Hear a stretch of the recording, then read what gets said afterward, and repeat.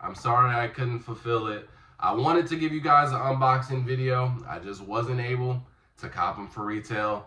I did have someone offer me a pair for about $5.50. I just didn't want to pay for it. So instead, we are going to do a release recap video just to talk about everything about the shoe. And the shoe that I'm talking about is the one and only, the Nigel Force, which I think it is an amazing shoe. But since majority of the releases have already passed by, I think it is a perfect time to talk about this shoe. Let's talk about the good, the bad, the ugly, what people were talking about it, how people were reacting to it. Let's just deep dive into it, man. So first off, let's just start at the very beginning, all the way to, I think it was last year when they first got announced. The mock-up pictures for this shoe was absolutely terrible, bro. I said, bro, there's no way I'm buying this shoe until I saw the real picture. And I'm like, yo, this shoe is some of the best work that I've ever seen. And initially, I think everybody else had that similar reaction. Obviously, the shoe, this has been the most demand for a shoe in a very long time. And I think everybody just enjoyed the shoe. I think everybody wanted the shoe. Like there wasn't, now, look, I ain't gonna lie. And this has nothing to do with the engagement of the shoe. But I have been in the presence and on the internet. So it's crazy to think that y'all bring this nonsense from online to actual real life. But there were some people that are like, man, I don't even want them Nigel 4. I ain't even trying to cop for. I just want, what do you say? He wanted them Drake knocked the Air Forces. All right, bro. Stop trying to be so different. Even if you don't like the shoe, obviously you still want to cop to resell it to get another shoe down the road, because obviously this shoe is going to be selling for a lot. But that is just people being weird. But majority of the people, they absolutely love this shoe. And everybody thought that it was going to be an extremely hard shoe. Gearing up to the release date, they were going on StockX for easily above $1,000. And so obviously that brings in more hype. That brings in more people, quote unquote, wanting the shoe. And I loved it. And I was really determined to get this shoe. And then I actually had the opportunity to get the shoe, but I sold it for retail. Shout out to Sneaker Politics. They do Shake Back Sunday where you basically play games for it. I had to play this little party game for it. I ended up not winning for retail, so I sold there. And then I was like, all right, time for me to put in the legwork that I used to when I first got into sneakers. And oh my God, I don't think I've ever filled out that many raffles ever in my life. Now, I was on Soul Retriever and they said that there was 90 plus raffles for the shoe. I think I probably did only 30 though, but a lot of them were for in stores and overseas that don't ship to the US. So a lot of them basically didn't count. But nonetheless, I had me, my little brother, and my mom fill out 30 of these raffles. And we're gonna save that for later. But before the release date, the marketing was amazing, bro. Nigel did a lot of things. He did a lot of pop-ups.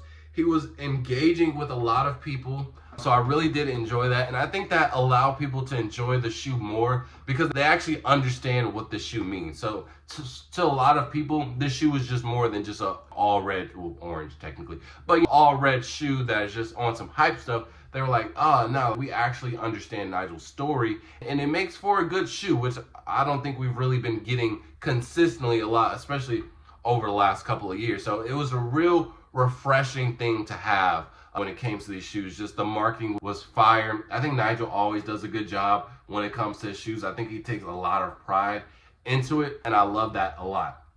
He did a lot of interactive events, so again, that also brought in a lot of interest, and they wanted this shoe to be on the map because they gave it to a lot of people. He gifted it to LeBron, he gifted it to Travis Kelce, he gifted it to Kai Cenat. He put it in the hands of everybody to get every single demographic, every single target audience to like this shoe. And they did an amazing job and everybody was going for it. And then y'all switched up. So one, obviously we did have to deal with there were a couple of robberies. We had the whole train situation. So that a lot of people were a little bit scared too, and that made the shoe look a little bit more limited because they thought, man, all these pairs are getting stolen. So it's gonna be impossible because it's not gonna be a lot of stock, which Me personally, I think they just refill it. It's really nothing to create that shoe again. It only takes $20 to make these Jordans, right? And then stores were able to do their rollout. Stores were starting to get their pairs in store. And there was just one day, bro, the price literally went from $1,000 all the way to $600, literally in one day. And then every day after that, they just started trickling down. And people were like, oh man, this is just gonna be the easiest cop ever. I'm not even worried about it. And then more stores started to announce, and they're like, man, all these stores are getting them. I'm not even worried about them. And then that's when we got the, man, these shoes are low-key overrated, man. Can Nigel actually put out a shoe that has a good colorway? Man, this shoe is too loud, da-da-da, this and that. And I'm like, bro, y'all are some of the fakest people ever. My opinion didn't change. My favorite color is red. And I don't think Jordan has really ever did all predominantly red Jordan 4 really good. You know what I mean? We got the 11 Lab 4s, but are we really counting that? And then we got the women's release. That was trash. We got the Toros. We do have the Toros, but when was the last time we've had the Toros release? You feel what I'm saying? So it was a real refreshing shoe, especially for me. So my opinion don't matter on price. It really don't. I could care less, except when I have to buy it. And so everybody's opinions started to change. And then that's when the raffles came out. Everybody was filling out raffles. And then it came time for Doomsday. It came for Doomsday. So we had Nigel website for the raffle too. A lot of people were a little bit disappointed that it was a raffle. A lot of people did want first serve, and they thought that it was going to be a similar situation to the Union where it was supposed to be first serve, and then they changed it to a raffle, and then the raffle ended up being an all-day raffle with no type of bot protection, and everybody hated that until everybody started winning shoes. But you know how that goes. Well, Nigel's raffle was not like that whatsoever. It was actually the worst thing ever, bro. There was only 36 winners total. And everybody, including myself, thought that the Nigel website was going to have the most stock out of everybody. And I thought, I wouldn't say an easy cop, but you're going to have fairly decent chances similar to the Union just by seeing all of these raffles, just by seeing all these stores. I was like, oh, I thought my chances were pretty good. And again, like I said, me, my little brother, and my mom all putting in 30 raffles a piece for this one singular shoe, all same size. So I was like, one person got a hit, right? And the day comes, I obviously didn't win the Nigel on the website, and all of my raffles just felt like I was in vain. I didn't get rewarded, and I put in so much time, I put so much effort into these raffles, and I'm like, bro. And then that sparked a whole new narrative of, man, are raffles even fair? It's the same people winning, etc. But people really don't realize that this is one of the most high demand shoes that we've had in a very long time. And you also have to realize this is one of those collabs where, especially in the Nike and Jordan scene, and really in general, the collabs that we have been getting have been so subpar. And we really haven't had an ambassador, especially from Nike, in a long time, really gets us in the groove of wanting to cop these shoes. Obviously, rest in peace, but we lost Virgil. They milked that cow, Travis Scott, until there wasn't any milk anymore. Who's the other guy? J Balvin, his shoes are kind of niche. He always brings out loud shoes, which isn't everybody's cup of tea. Like even some, was it the ones? Yeah, the ones. I just can't do it.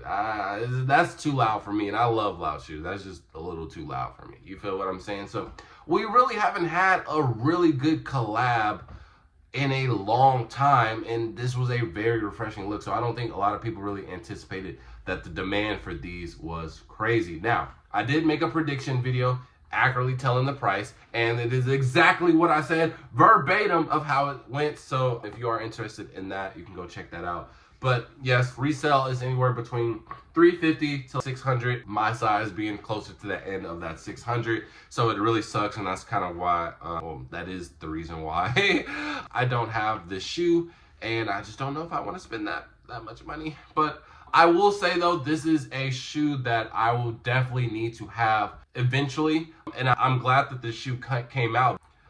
And I'm also getting a little personal here. I'm trying to lock in with God, lock in with myself. So I be trying to take certain signs, and because I was supposed to go to Austin, man.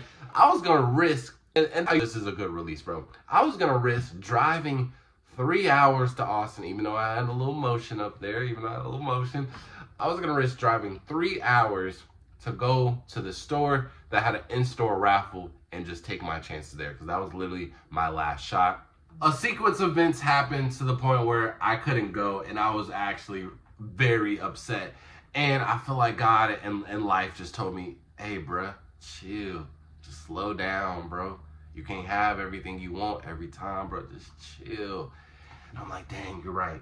And then a reseller came in my DMs. Hey, got that 13 for you. $550 ship. I got it, but do I want to spend it?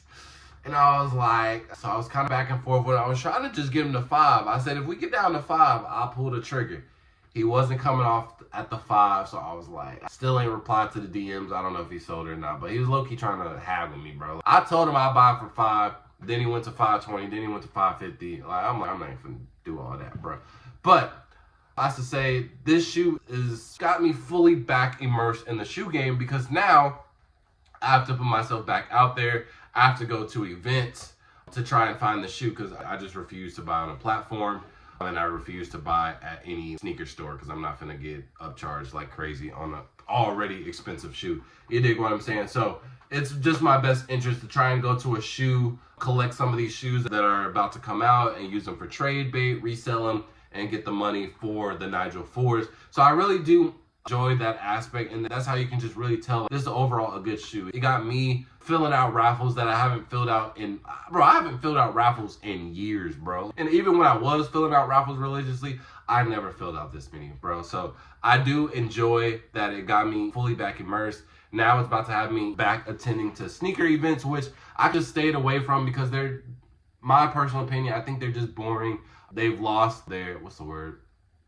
Just them being interesting. I got a word in mind, but just them being interesting, the spark. They lost their spark, and they just weren't really fun to me, so I just stopped going. And really, like, I was kind of basically getting almost every shoe that I like really wanted. So what's the point? And then I don't collect inventory anymore, so it's like I don't really need to offload anything there. But now it's like I have a $600 shoe that I can't obtain, so I am gonna need to get back in my sneaker bag. So I really do enjoy that. Even though I didn't cop this release, I still enjoyed it from the beginning to the end. And there are still people talking about the shoe that maybe they're trying to wait on the price to come down a little bit. So I do think that this shoe will be talked about for months to come, years to come, etc. And I think overall everybody did enjoy it. I did see a handful of winners, but I did see way more losers. And I think this was a very healthy release in all aspects that I just named. We had a fresh collab that we haven't got in a minute. We had amazing marketing for it. It sparked a little conversation of just think pieces that is kind of healthy, even though the topic itself of these conversations are these raffles rigged, etc. Is it overhyped? Even though I feel like sometimes these topics aren't necessarily healthy, it is healthy to have it because now it shows that a lot of people are interested again in sneakers. And if this sneaker can do all of that in just one release, I'm okay with that. So even though I didn't cop, I love this release. I love the Nigel 4s. I do plan on getting it. If someone on here is selling a size 13 or 14, please hit my DM. Again, I got 500 for you. If not, we can work something out. I got some heat that we could potentially, well, let's just chat. But I appreciate y'all for watching this video. And with that being said, man, full out. Oh, and just let me know, even if it's not my size, let me know if you cop the Nigel. I am curious to see if y'all cop them or not. So with that being said, man, full out. Peace.